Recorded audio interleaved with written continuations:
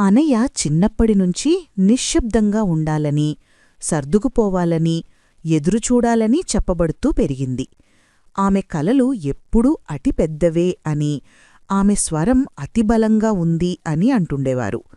అందుకే ఆమె వినడం, వంగడం, తనను తాను చివరికి పెట్టుకోవడం నేర్చుకుంది.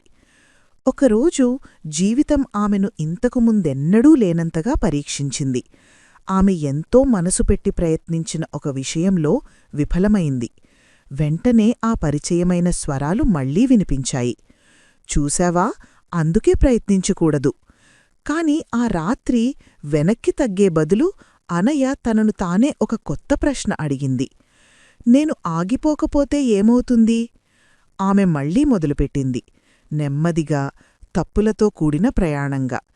కొన్ని రోజులు ఆమె ధైర్యంగా ఉండేది, కొన్ని రోజులు భయపడేది, కాని ఎప్పుడూ వెనక్కి అడుగు వేయలేదు.